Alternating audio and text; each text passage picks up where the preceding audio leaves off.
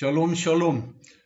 This video is about the gospel portion from Matthew 26. The gospel portion is associated with Parashat Korach, which is the main scripture portion for this week.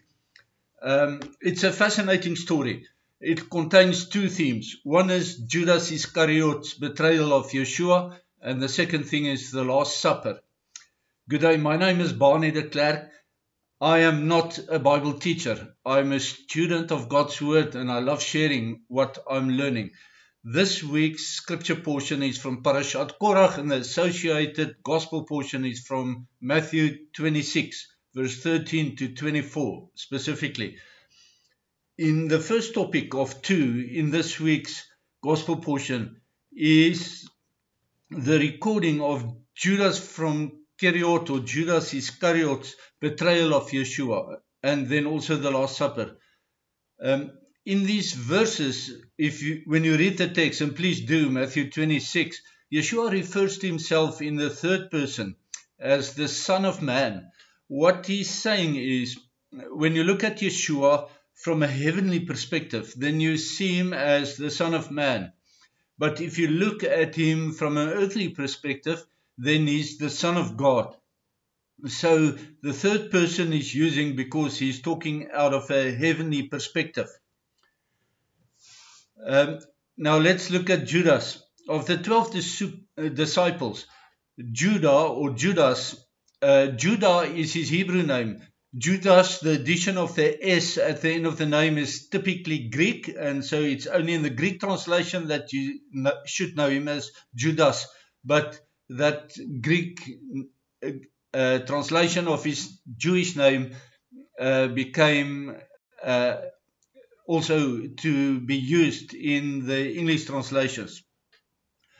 Judas was the only one of the 12 disciples who did not come from the Galilee.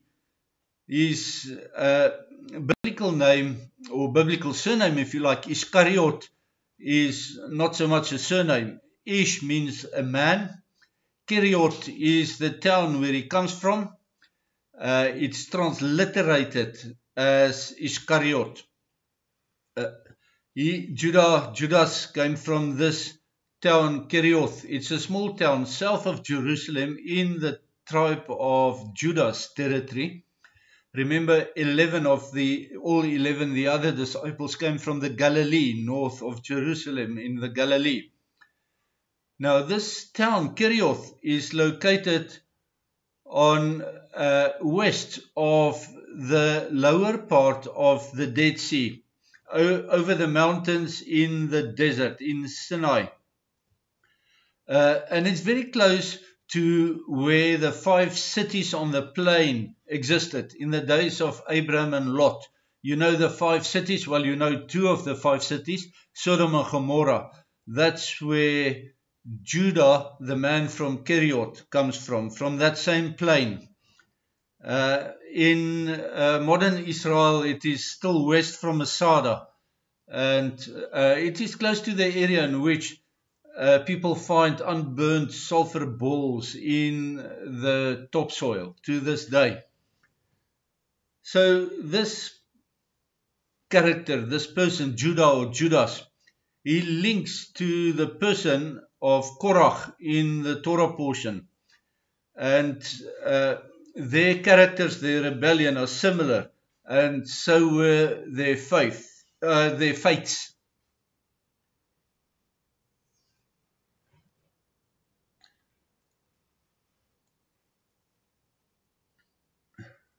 Incidentally, I want to say that this name, Judas Iscariot, even though, as I said, Judas is taken from the Greek and Iscariot from a Greek transliteration, it retains a proof, an indicator that the Gospel of Matthew, and indeed all the Gospels, were written in Hebrew.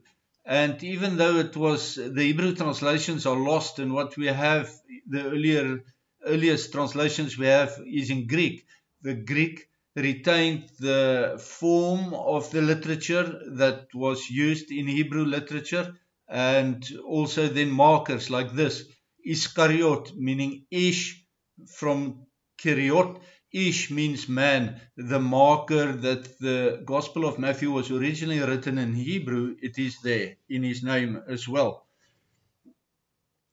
Some questions we have to consider about this guy, Judah or Judas Iscariot, and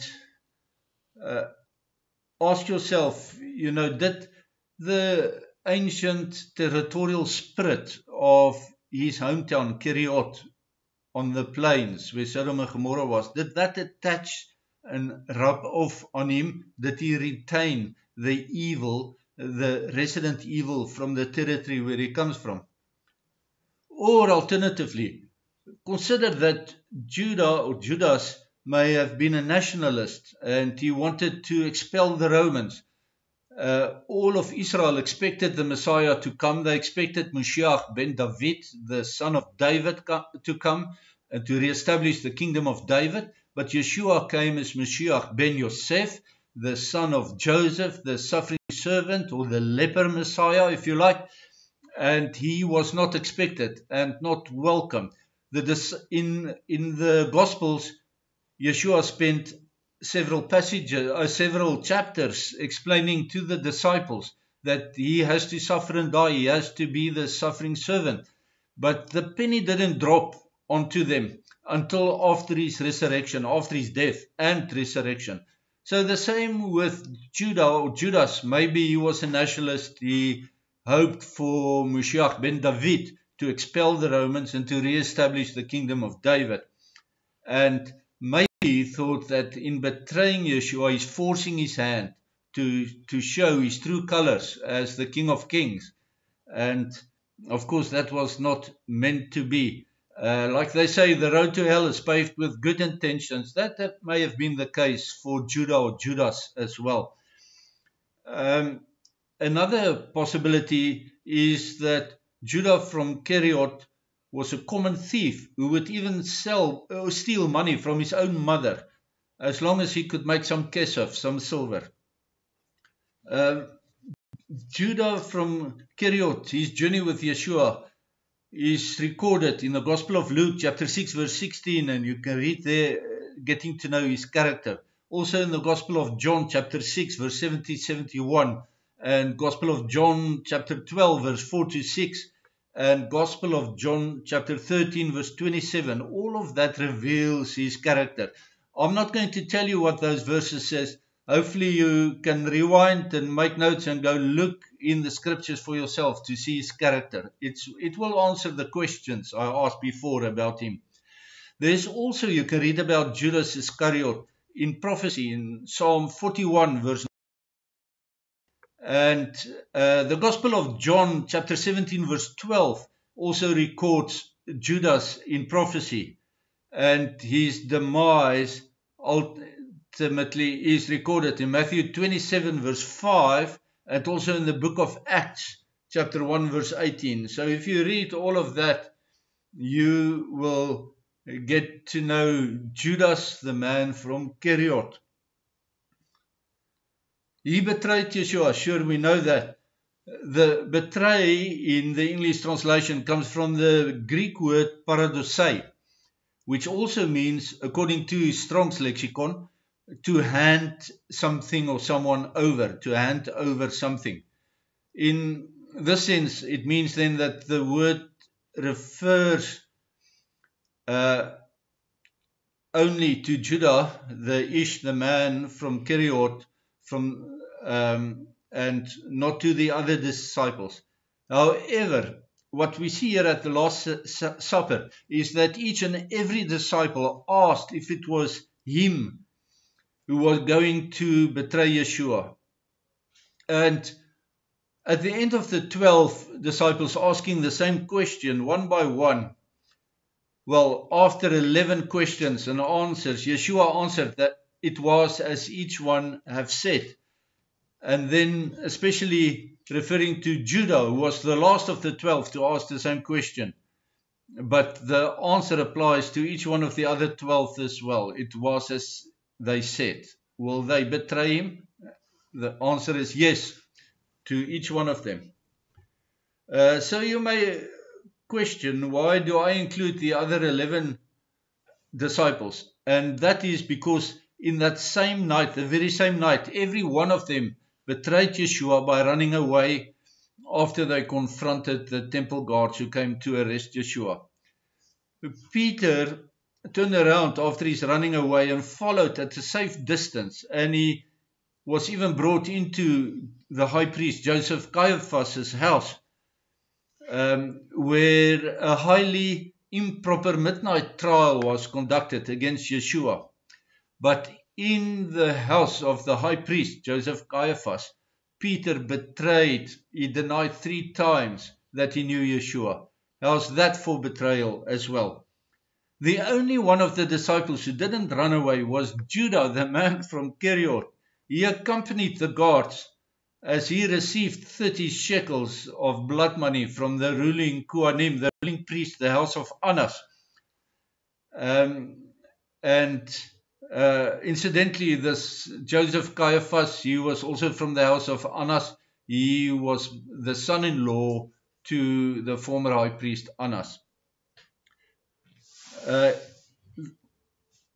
In my wider interpretation of who betrayed Yeshua,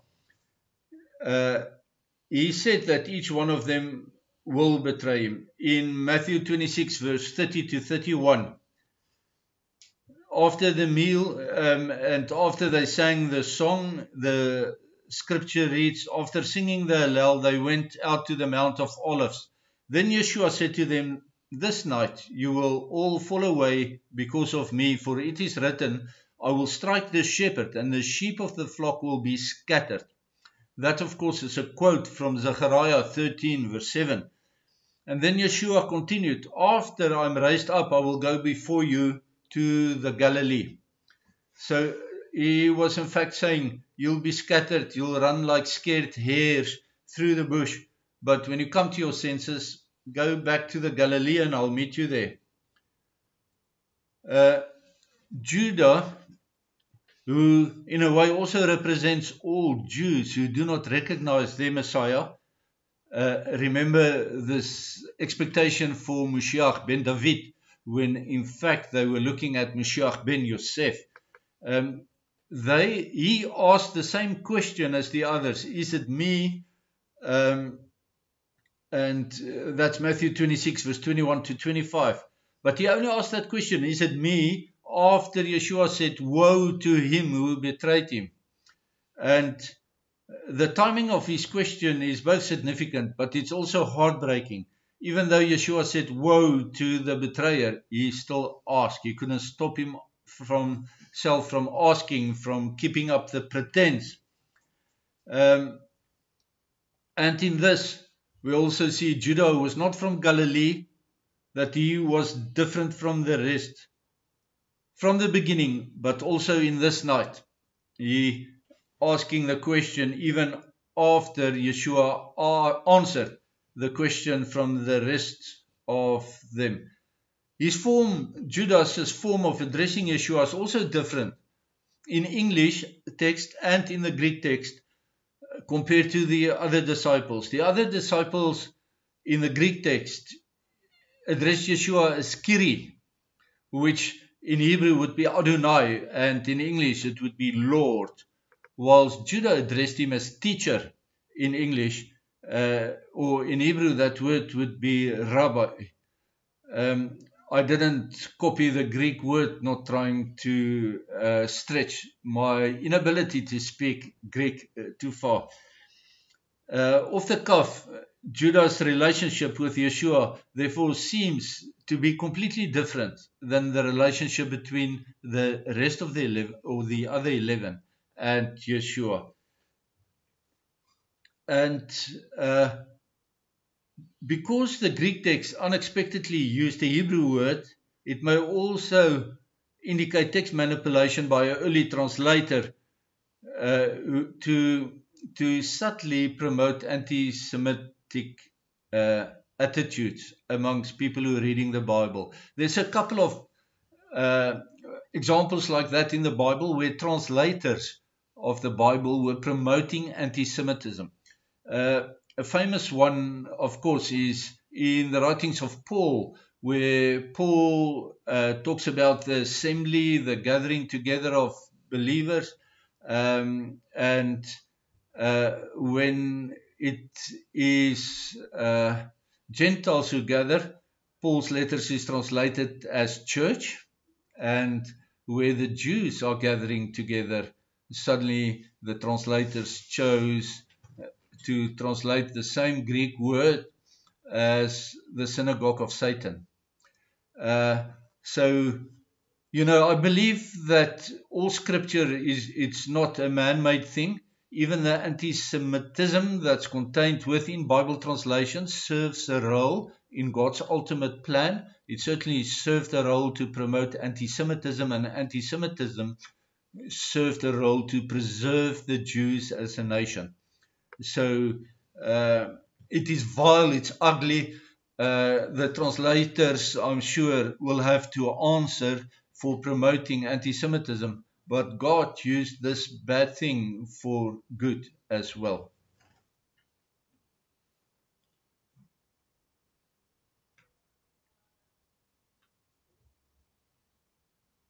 So I hope I made it clear that I do not reject the English translation or any other translation for that matter off or out of hand. I think errors in translation, even where there's willful errors, as I believe is the case here, and regarding the synagogue of Satan, they do serve a role. God's using that bad translation, the evil intent, also for his purposes. So, for us as end-time believers in a post-modern or post-truth society, there's comfort in knowing that even we fail to stand for Yeshua, as the disciples did on the night before his crucifixion, it's not the end of the road for us. It's not the end of the road for me, the times that I have bitterly disappointed my Savior, and it's not the end of you in the times where you disappointed him or betrayed him. Like the 11 disciples, or like Peter who betrayed him 3 times, when we come to our senses, we will have great resolve to stand no matter what. I do believe that if Peter didn't deny Yeshua 3 times in one night, he would never have had the resolve to die for his faith in the manner in which he died, being crucified upside down. All the disciples suffered martyr deaths, and except John. But in the case of John, he lived to a ripe old age, but only after he survived being boiled alive in oil. All the disciples went to share the gospel with Gentiles. Not only Paul. The teaching that Paul is the disciple to the Gentiles is false teaching. All the disciples went to Gentiles. Peter stayed in Jerusalem, but eventually died in Rome. They all went to the Gentiles. So don't let your bitter disappointment about your own failures stand between you and God. Let it rather become fuel for your faith, resolve to write the last chapter of your life, not as was the case with Judah Iscariot, but rather to make teshuvah and serve Adonai with greater resolve, as those 11 disciples did. Let's talk about the Last Supper. It is of interest in the Greek text that it's written that the disciples went to to Isus. It's translated they went to Jesus in English, but the Greek word to is not translated, and it's not translated in many times. And for me, it's obvious that it is the same as the et word in Hebrew. Hebrew et, the Aleph Tav, is written in the Tanakh, in the Old Testament, more than 9,800 times in Greek, in Hebrew, but for more than 3,500 times it's not translated into English because it's considered to be untranslatable. Now, the Greek word toe in the New Testament is receiving the same treatment from the translators. So for me, this toe issues is related to the Aleph Tav, the Aleph Tav Yeshua. And so they went to Et Yeshua, the Aleph Tav, to ask where he wanted to eat the Passover meal. We know that the Passover meal is, and the text calls it the Passover meal, and that's an interesting thing. We'll get to that. We record this Passover meal as the Last Supper. It's called the Last Supper because it's the last meal before a 25-hour fast before the Passover lamb is slaughtered in the temple. The 25 hours is 1 day plus 1 hour to make sure it is a full day. So, you know, don't worry too much about that. It's a 1-day fast. And so by custom, in the time of Yeshua, 2 Passovers were celebrated. The Last Supper as a Passover meal was on the first day of unleavened bread, and it's followed by a 1-day long fast known, and this is meaningful, this fast was called the Fast of the Firstborns. And before Yeshua, it was remembering the death of the firstborns. Remember the very first Passover back in Egypt? Adonai said, if you put the blood on your doorpost, I will stand guard over your house to protect the destroyer from coming in and slaying your firstborn. But everybody who was not protected by the blood of the Passover lamb, they got slayed by the destroyer. So this fast remembers the death of the firstborns.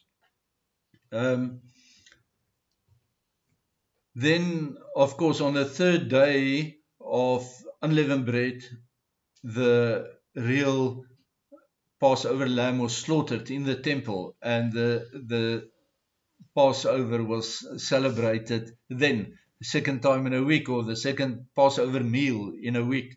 The reason the tradition developed, I am convinced, was because for the biblical Passover, Yeshua, the Lamb of God, was slaughtered. He would have been on the cross, and now, at the time when the Passover meal is eaten, he was in his grave already. The tradition developed so that he could have the Passover meal with his disciples before he was slaughtered. And that ultimately is the reason why there became a traditional Passover meal also on the evening before the fast of the firstborns.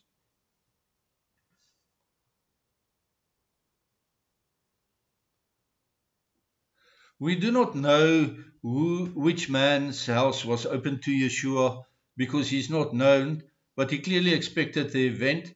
Whether Yeshua arranged with him beforehand or whether it was given to him in a dream or in a vision, we don't know. All we can deduct is that he anticipated that Yeshua's Last Supper was to be held at his house. And it might even have been, and I'm speculating, the Sanhedrin member Joseph, who originated from Arimathea, the man who later requested Yeshua's body for burial as well. Yeshua is Adonai's firstborn. He came as the perfect counter for the death of the firstborns in Egypt. Remember, all the firstborns died in the first Passover. Here in the fulfillment of the Passover prophecy, Yeshua, God's Passover lamb, he dies to restore life to everybody who believes in him. In the case of the Egyptians, the angel that visited them brought death. In the case of Yeshua, through his death, he brought life. The question to us today is, who do you expect a visitation from? Will it be from Yeshua, the bringer of life, or the angel of death, the destroyer? The question is, have you prepared an upper room in your heart to receive him, the one who will come to you? And it will be either one of those two, either the destroyer or the giver of life. The choice is up to you. There's another note about the Last Supper. You know, it's bread and wine, normally bread. Yeshua said he's the bread of life. The ancient blessing that Yeshua would have said at that meal, Baruch atah Adonai Eloheinu melech haolam chamutzi lechem min haaretz. It thanks Adonai for bringing forth bread from the earth. And that is just like Adam was brought forth from the earth. And Yeshua is the second Adam. So through the lineage of Adam, Yeshua is the bread of life brought forth from the earth. Talking about Adam, you remember Adam and Eve in the garden. They ate the fruit of the tree of knowledge of good and evil. They already knew good because they walked with Adonai in the cool afternoon air. So they knew good. The only thing they gained from eating the fruit of knowledge of good and evil, the only thing they gained was knowledge of evil. And for that they were expelled from the garden, to further prevent them from also eating the fruit of the tree of life. Now, when we have communion, we have the bread, we just spoke about that, and also wine. The wine represents Yeshua's blood poured out for us. That's what he said. But in his blood, the reason in the Tanakh why we can't eat the blood of animals in the meat is because the life is in the blood. Yeshua said the wine is his blood poured out for us. For us, life is in his blood.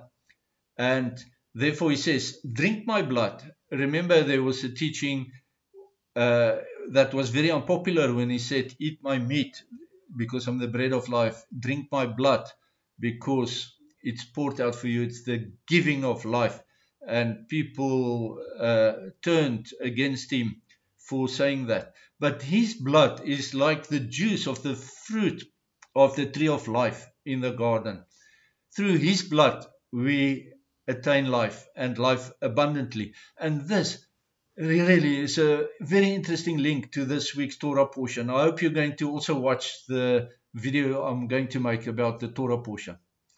Until we see again, I pray that Adonai Eloheinu will bless you and keep you, that he will shine his face upon you and be gracious to you. I pray that he will lift his countenance upon you and that he will give you shalom. Shalom, shalom.